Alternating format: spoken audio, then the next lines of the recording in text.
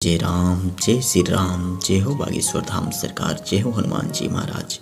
एक बार की बात है, बहुत सारे लड़के नदी में नहा रहे थे और बहुत ही मस्ती कर रहे थे।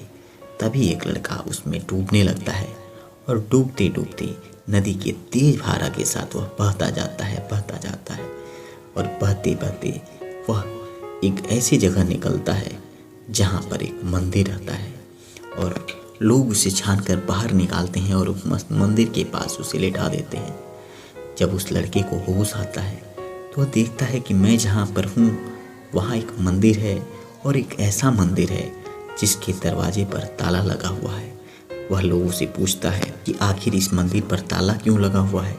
यहाँ तो प्रभु के भजन कीर्तन होने चाहिए, पूजा पाठ होने चाहिए और यह हनुमान जी का मंदिर है और इस पर ताला क्यों लगा हुआ है और मैं यहाँ पर कैसे आ गया। लोग उसे बताते हैं कि तुम नदी की तेज धारा में बहते जा रहे थे। यहाँ पर कुछ मल्लाह लोग थे जिन्होंने तुम्हें देखा और वो लोग तुम्हें छान कर यहाँ पर लाकर रख दिए और वे चले गए हैं। वह मन ही मन प्रभु को धन्यवाद करता है कि हे प्रभु, आपने मेरी जान बचा दी। लेकिन प्रभु से यह प्रार्थना भी करता है कि प्रभु, मुझे यहाँ पर पूजा पाठ करने के लिए एक मौका दे दो। मैं इस मौके की तलाश में बहुत दिनों से था। बहुत दिनों से अपने गाँव जवार में प्रयास करता था कि कोई हमें पुजारी बना ले, लेकिन कोई पुजारी नहीं बनाता था। आज जब हम मुझे इस मंदिर के पास ला ही दिए हो तो मुझे इस मंदिर का पुजारी बना दो। वह लोगों से पूछता है कि आखिर क्या हुआ था, क्यों इस पर ताला लग गया। तो लोग बताते हैं कि कुछ समय पहले तक यहाँ पर जो पुजारी रहते थे पूजा पाठ करते थे और वो चोरी चमारी कर कर इस मंदिर से बहुत सारे रुपए पैसे लेकर इस मंदिर को छोड़कर भाग गए। तब से कोई पुजारी नहीं मिला है और इस मंदिर पर ताला लगा हुआ है। वह लोगों से विनती करता है कि इस तरह की घटना आगे से कभी नहीं होगी। आप लोग कृपया करके मुझे इस मंदिर का पुजारी बना दीजिए।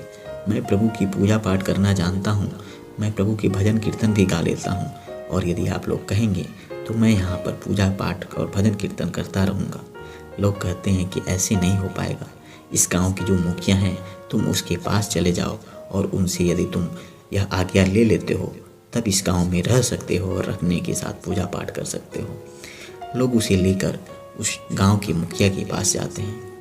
मुखिया के पास जाने के बाद वह लड़का उनसे बोलता है कि मैं एक पंडित हूँ और गलती से मैं पानी में बहता हुआ इस गांव में आ गया और यहाँ के लोगों ने मेरी जान बचाई है।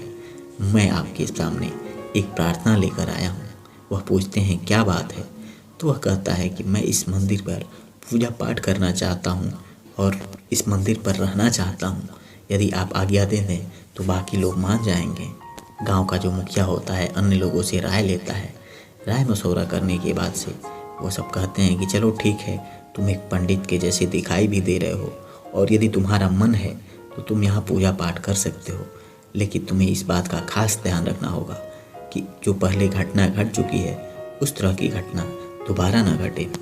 वह लड़का उन लोगों को आश्वासन दिलाता है कि नहीं, ऐसा हरगिज नहीं होगा।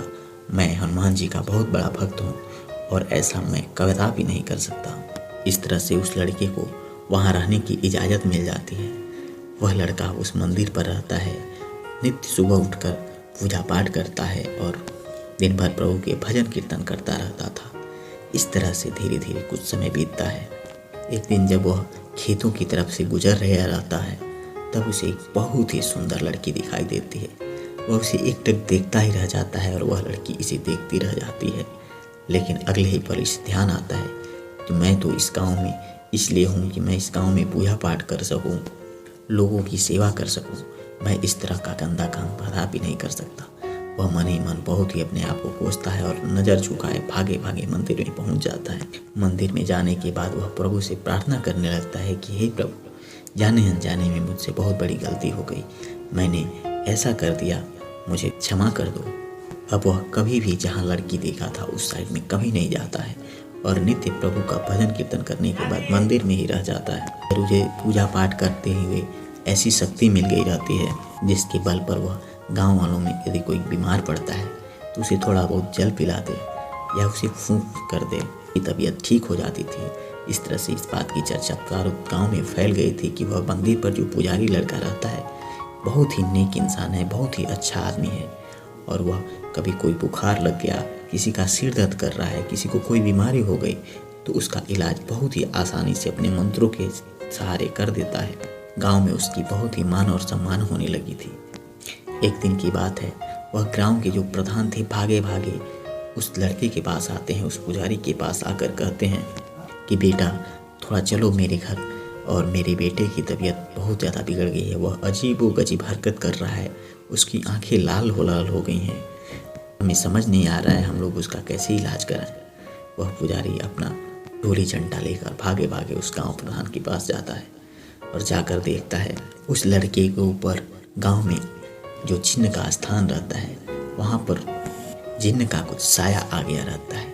वह मंत्रोच्चारण करता है, कुछ पानी की छींटे उस लड़के पर मारता है, लेकिन वह जिन्न नहीं भागता है। वह उसे बोल उठता है, तुम क्या कर रहे हो, मैं इसको छोड़कर नहीं जाने वाला, ये मेरा बहुत ही नुकसान किया है। वह उस जिन्न से पूछते हैं कि क्या हुआ, आखिर इस लड़के ने तुम्हारा क्या बिगाड़ा है।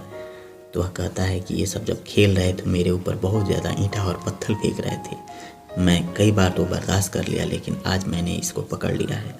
वह मंदिर का पुजारी उससे क्षमा मांगता है, कहता है कि लड़कों की तरफ से मैं क्षमा मांगता हूँ, तुम इसे छोड़ दो। वह उसे कुछ मंत्रोच्चारण करके कुछ ताबीज बना कर देते हैं और कहते हैं कि इसे अपने हाथों में बांध लेना, और जल की कुछ छींटे मारकर उसे ठीक कर देते हैं। इस तरह से वह लड़का ठीक हो जाता है। समय बीतता है कि फिर वह लड़का एक दिन भागे भागे पंडित पुजारी के पास पहुंचता है, कहता है कि पंडित जी आप जरा मेरे घर चलिए, मेरे घर पर मेरी बहन की तबीयत बहुत ही ज़्यादा बिगड़ गई है, घर पर पिताजी भी नहीं है, माँ ने मुझे भागकर आपको बुला कर लाने के लिए बोला है। वह पंडित तैयार होते हैं और बजाकर लड़की के पास पहुंचते हैं। जब वो उस लड़की को देखते हैं तो स्तब्ध रह जाते हैं। ये वही लड़की रहती है जिसको बहुत पहले इन्होंने उस खेतों में देखा था। नज़र देखने के बाद से ये अपना नज़र छिपाना चाहते थे, लेकिन करें भी तो क्या करें, आखिर उसके ऊपर उस जिन्न का असर हो गया रहता है, और वह जिन्न इतना ज़्यादा खतरनाक होता है कि लड़की के मुंह से खून की उल्टियाँ होने लगती हैं। ये उसे मंत्रोच्चारण करके जल देते हैं, वह जल पिलाते हैं और अपने दुआ के बल पर अपने को याद करते हुए मंत्रोच्चारण करके उसे फूंक मारते हैं और उसके सिर को सहलाते हुए उसे ठीक कर देते हैं। फिर पंडित जी वापस अपनी कुटिया में आ जाते हैं, अपने मंदिर में आ जाते हैं, प्रभु का भजन कीर्तन करने लगते हैं। लेकिन 2-4 दिन तक तो वह लड़की ठीक रहती है, फिर उसके बाद से उसकी तबीयत फिर बिगड़ जाती है। अब वह लड़का भागा भागा फिर से उस पंडित जी के पास आता है और कहता है, पंडित जी चलिए देखिए मेरी दीदी को क्या हो गया है, आज वह फिर से वैसी अजीबोगरीब हरकत करती है। जब यह पंडित जी जाकर देखते हैं तो उसके घर पर एक जवान लड़का और उसकी माँ आई रहती हैं। वे पूछते हैं अपना मंत्रोच्चारण करने के बाद से, ये लोग कौन हैं? तो बताते हैं कि ये लड़की के होने वाले पति हैं और ये उसकी माँ है। वो लोग इसे आज देखने आए थे और ये लड़की अजीबोगरीब हरकत करने लगी, इसलिए इसे दिखाया नहीं गया है। पंडित जी इस बार उसे देखते हैं, लेकिन उसके ऊपर जिन्न का कोई भी साया नहीं रहता है। वह उन्हें कुछ थोड़ा सा जल दे देते हैं और कहते हैं कि इसे पी जाओ। जल पीने के बाद से वह लड़की एक डंडा उठाती है और उस डंडे से मार मार कर और उसके जो होने वाले पति रहते हैं, उसकी सास रहती हैं, उसे खदेड़ कर बाहर कर देती है। लोग चीखते चिल्लाते बाहर जाते हैं कि कौन ऐसी लड़की से शादी करेगा, कौन ऐसी लड़की से शादी करेगा। उन लोगों के जाने के बाद फिर वह लड़की शांत हो जाती है और अपने कमरे में आकर बैठ जाती है। पंडित जी ये सारी हरकतें देख रहे होते हैं, फिर वे वापस अपने मंदिर चले जाते हैं। लेकिन मन ही मन इन्हें पता चल गया रहता है कि ये लड़की के ऊपर कोई भी साया नहीं है और यह नाटक कर रही है। फिर अगली बार जब पंडित जी को उसके घर बुलाया जाता है तो पंडित जी उसके परिवार के लोगों से कहते हैं कि आप लोग मुझे थोड़ा टाइम दे दीजिए, मुझे कुछ समय दे दीजिए, मुझे इस लड़की को अकेले इलाज करना है। जब वह उसके पास जाते हैं और दरवाज़ा को बंद कर देते हैं, फिर कहते हैं कि ये बताओ तुम इस तरह के नाटक क्यों कर रही हो, आखिर इस तरह के नाटक से तुम्हें क्या फ़ायदा मिल रहा है। तुम्हारा शादी का जो रिश्ता आया था वह भी टूट गया है, गांव नगर में तुम्हारी इतनी बेइज्जती हो चुकी है कि कौन तुमसे शादी करेगा। भला तुम अपने माँ बाप को क्यों परेशान कर रही हो। फिर वह लड़की कहती है कि देखिए मुझसे शादी वही करेगा जो मुझे जानता हो, जिसको पता हो कि मेरे ऊपर कोई साया नहीं है और मैं बिल्कुल ठीक हूँ। पंडित जी जानते हुए भी अनजान बनते हैं और पूछते हैं तुम्हारा क्या मतलब है। तो वह लड़की कहती है कि मैं आपको बहुत ही ज़्यादा पसंद करती हूँ, मैं ही आपसे शादी करना चाहती हूँ, इसलिए मैं किसी और के साथ शादी के बंधन में नहीं बांधना चाहती, इसलिए मैं ये नाटक कर रही हूँ। पंडित जी के पास बोलने के लिए कोई शब्द नहीं रहते हैं। ये जल्दी से दरवाज़ा खोलकर बाहर आते हैं और बिना कुछ बोले अपने मंदिर की तरफ चले जाते हैं। कुछ समय बाद उस मंदिर पर इस लड़की के माँ बाप पहुँचते हैं और जाकर पंडित जी से कहते हैं कि पंडित जी एक बात बताइए, मेरी लड़की से शादी कौन करेगा? इतनी सारी बदनामी हो चुकी है। यदि आप मेरी एक रिक्वेस्ट मान लेते तो हम लोगों की जितनी चिंताएं थी दूर हो जाती। पंडित जी पूछते हैं कि क्या है प्रधान जी, बताइए क्या बात है, आप लोग यहाँ पर आए हैं? तो कहते हैं कि देखिए आप भी जवान हैं और आपकी भी शादी कहीं ना कहीं होगी। यदि आप मेरी बेटी से शादी कर लेते हैं तो उसका उद्धार हो जाएगा और हम लोगों का सबसे बड़ा जो चिंता है, सबसे ज़्यादा जो परेशानी है वह भी दूर हो जाएगी। भला इतनी बदनामी के बाद से मेरी बेटी से शादी कौन करेगा? आप तो सब कुछ जानते हैं कि उसे कुछ नहीं हुआ है।